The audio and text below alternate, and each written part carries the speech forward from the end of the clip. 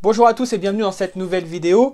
Aujourd'hui, on va s'occuper d'un correcteur de couple. On va le démonter entièrement. Donc, on va le séparer, on va l'ouvrir en deux afin de changer les consommables qu'il y a dessus, c'est-à-dire les joints, et puis de vérifier son état global. Et on va bien sûr le décrasser totalement afin qu'il récupère l'ensemble de ses performances. Allez, on fait tout de suite tout ça après ça.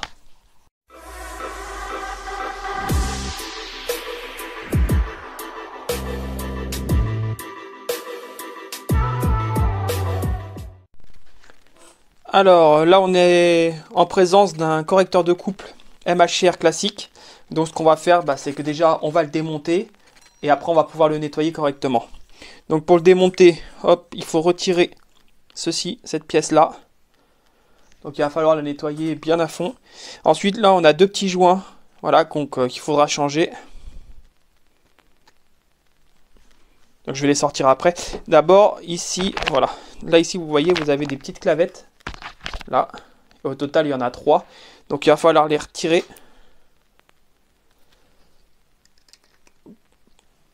Pour sortir le correcteur.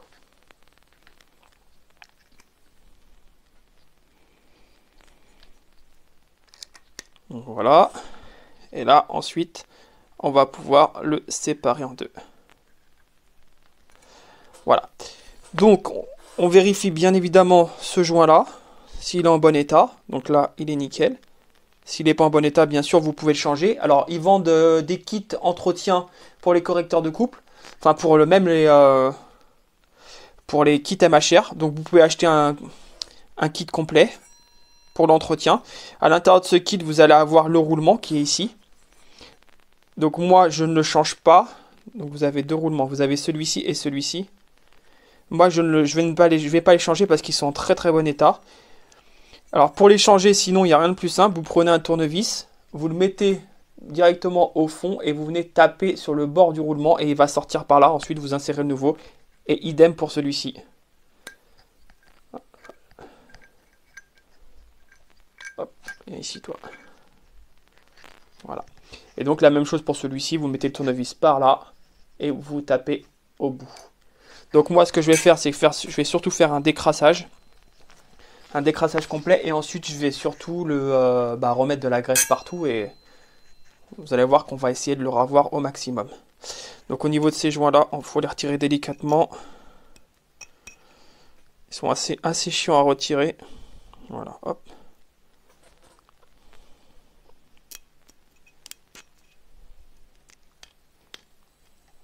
Alors là, il n'y a pas de prise. Je n'ai pas envie d'utiliser un tournevis pour éviter d'abîmer tout.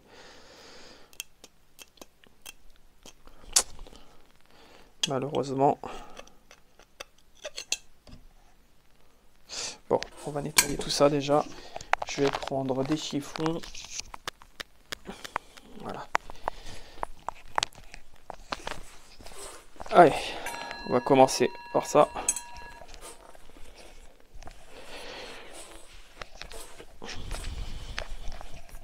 Donc on utilise un dégraissant dans un premier temps déjà pour retirer toute la graisse.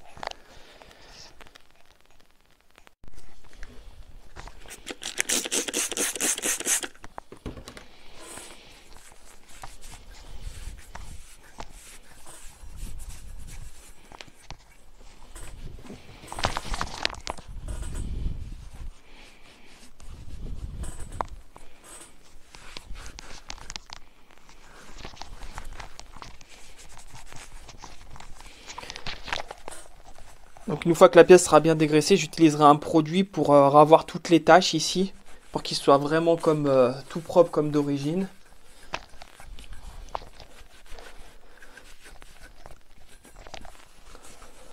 Donc là, ça c'est un correcteur de coupe qui n'est pas vraiment, il n'est pas abîmé, c'est vraiment son entretien annuel.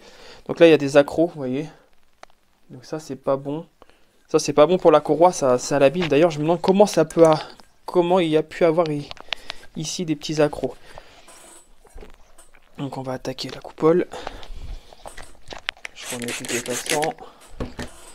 Donc là il y a beaucoup de graisse parce qu'en fait on doit vous allez voir au remontage, on doit vraiment noyer cette pièce dans la graisse. Donc là c'est normal.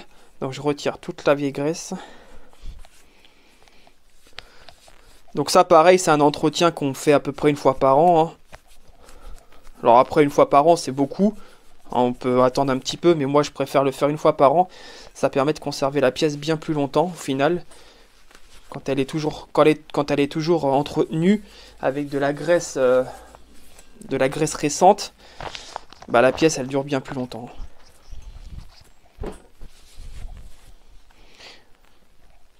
En plus là on voit bien que la graisse elle est plus au top, hein.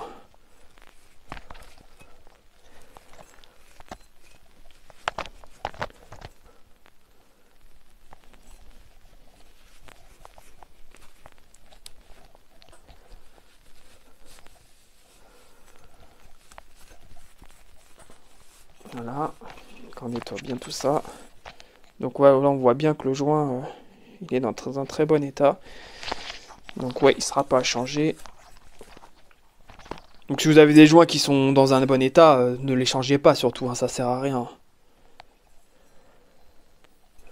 Tout ça c'est dans un bon état. D'ailleurs même celui-ci, hein, il est dans un très bon état. Ça c'est l'avantage de changer, de l'entretenir souvent. Bah au résultat, comme ça vous n'avez pas besoin de changer tout le temps vos pièces. Alors que c'est juste un nettoyage et un regraissage, hein, c'est vraiment à la portée de tout le monde. En plus ça, comme vous savez, c'est des correcteurs de coupe qui valent assez cher, qui sont assez onéreux. Donc ça vaut quand même le coup de l'entretenir.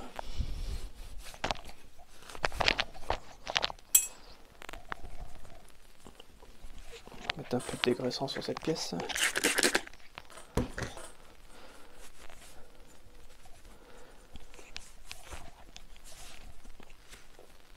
Et ensuite je vais la nettoyer en profondeur.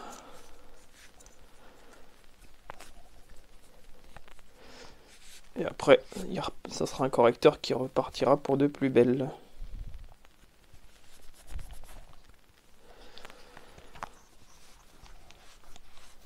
Voilà. Donc je vais utiliser la pâte de nettoyage pour ici. Attends, je mets ça de côté. Donc ça c'est la rondelle qui se met lors du montage.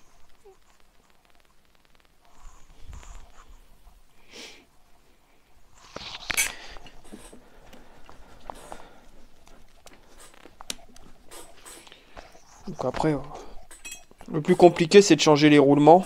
Bon, même si c'est pas super compliqué en soi.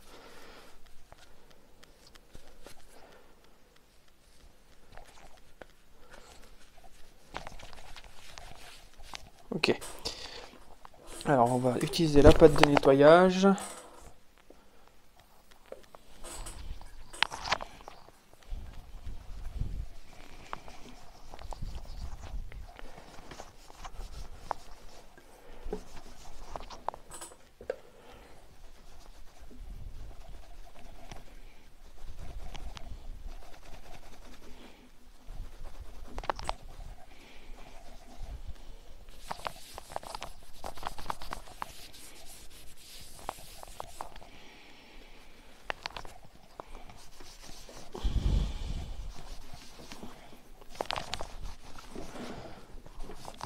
Bon, tout ça c'est pas très passionnant, je vais couper et on se retrouve, je vais faire le nettoyage comme ça tout seul et on se retrouve pour le remontage et surtout pour voir le résultat du nettoyage à la fin.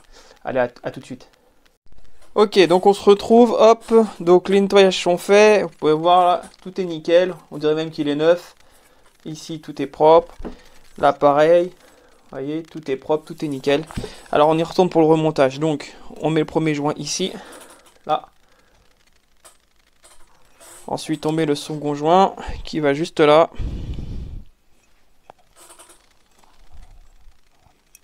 Voilà, il va dans la goulotte. On peut pas se tromper.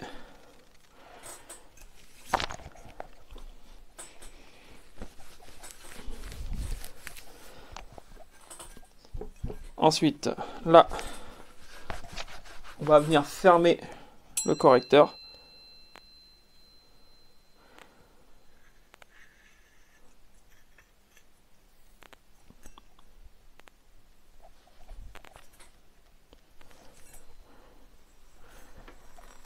Voilà, donc il y a une petite résistance, c'est normal, c'est pour que le joint fasse son job. En fait, il faut que je retire, que je vous montre. Ici, les deux joints, là, celui-ci et celui-ci, il faut qu'ils viennent bien épouser. Là, ici, cette barre. D'ailleurs, ce qu'on va faire, c'est que pour aider, on va graisser. Donc un tout petit peu. Hein. On graisse l'intérieur du joint pour qu'il glisse lors de l'insert.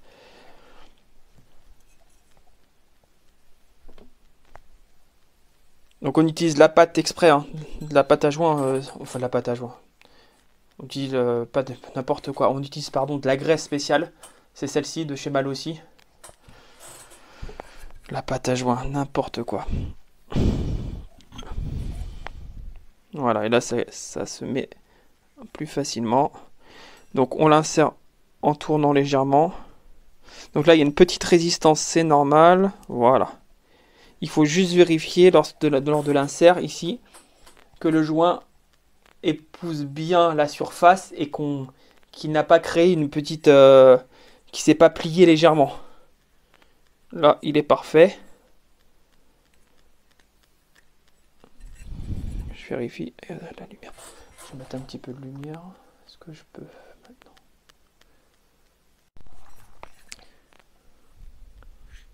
Ok. Ensuite, donc on se met bien en face ici des petits trous. Voilà, là et là. Et on va venir mettre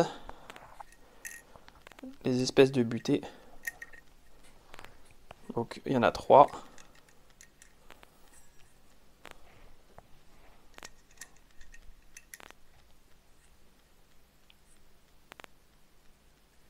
Voilà. Donc on vérifie qu'il s'ouvre et qu'il se ferme correctement. Parfait. Donc vous voyez. Donc ça vient bien embuter, ça effleure. Bien comme il faut. Donc tout va bien. Et maintenant, la chose qui reste à faire, c'est ici de remplir chaque interstice de graisse. Donc, puisque après, de toute façon, il y aura cette pièce-là qui viendra fermer le tout. Donc il faut surtout, voilà, bien le remplir comme ça. Comme ceci. Donc normalement, on doit remplir les 3 où il y a les petits, où il y a les petites butées. Moi, j'en mets partout. Je préfère. J'en mets aussi là, mais un peu moins. Mais je préfère en avoir partout. J'en mets également sur les 2 petits joints toriques.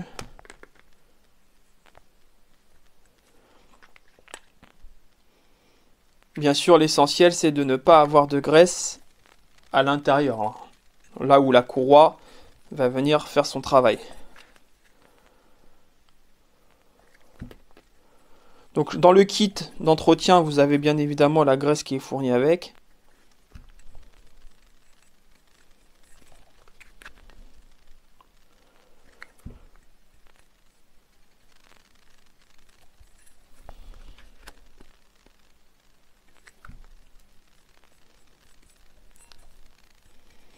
Voilà.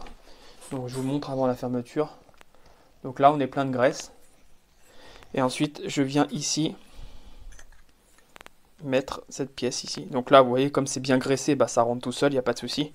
Et ensuite, voilà, votre correcteur, il est prêt. Donc là il est tout propre, vraiment il est comme neuf. Son entretien est fait et là il est reparti pour des kilomètres et des kilomètres. Voilà, donc comme tu as pu le constater, bah, l'entretien d'un correcteur de couple MHR est assez simple. Donc voilà, tu démontes l'ensemble des pièces, tu graisses la totalité. Ensuite, avant de le remonter sur le scooter, là je vais pas le faire parce que celui-ci en fait il va partir en réserve en fait. Je vais pas le monter sur mon scooter tout de suite.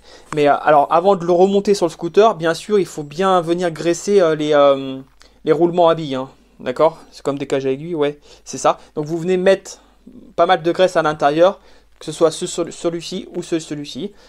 Voilà. Donc ils vendent des kits directement d'entretien bah, sur tous les sites classiques de scooters. Hein. Donc voilà, moi je te conseille de faire ça, pas des roulements, mais tout ce que je viens de faire là, je te conseille de le faire une fois par an. Après au niveau des roulements, je pense que une fois tous les 2 ans et encore, c'est bien de le faire. Moi je le fais une fois tous les 2 ans, mais vu que je fais pas énormément de kilomètres chaque année, c'est pas vraiment obligatoire. Voilà, bah écoute, j'espère que cette vidéo t'a plu. Si elle t'a plu, n'hésite pas à lâcher un pouce bleu et je te dis à bientôt pour d'autres vidéos. Allez, salut les amis.